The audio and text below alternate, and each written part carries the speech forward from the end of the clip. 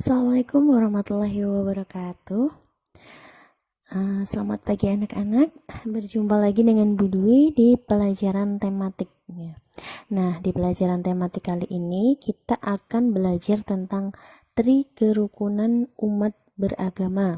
Perhatikan baik-baik ya anak-anakku.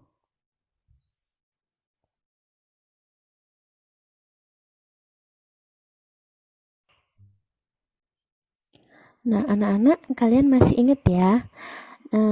Sila pertama Pancasila itu ketuhanan yang Maha Esa, di mana di dalam nilai sila ketuhanan yang Maha Esa itu ada nilai yang berhubungan dengan Tuhan atau sebuah keyakinan kita akan adanya Tuhan.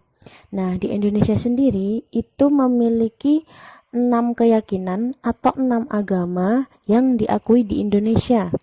Yang pertama agama Islam, agama Kristen, agama Katolik, agama Hindu, agama Buddha, dan yang terakhir adalah agama Konghucu.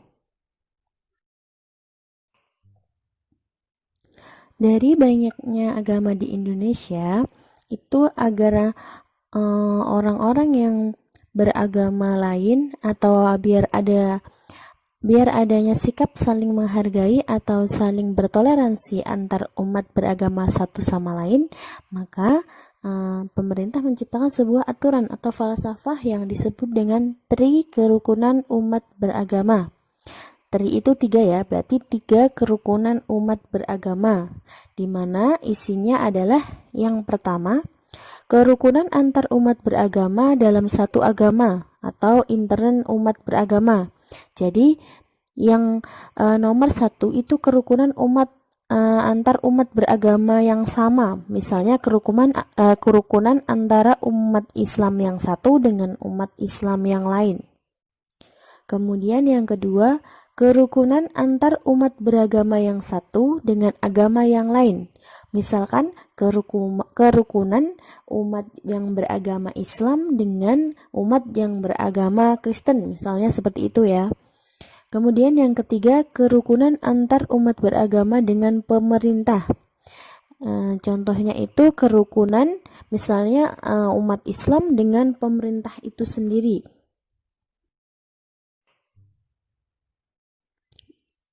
Kerukunan antar umat beragama dalam satu agama atau intern umat beragama itu contohnya umat yang beragama Islam bergotong royong membersihkan masjid. Nah, di dalam intern umat beragama ini yaitu yang seagama gitu ya. Yang kedua contohnya umat yang beragama Kristen bergotong royong membersihkan gereja. Jadi sama-sama yang agamanya sama itu bersatu atau bergotong royong ya.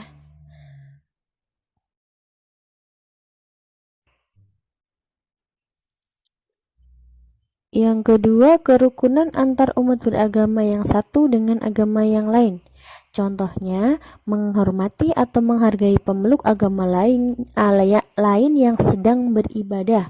Misalkan, orang yang beragama Kristen menghargai orang yang beragama Islam yang sedang sholat, seperti itu ya.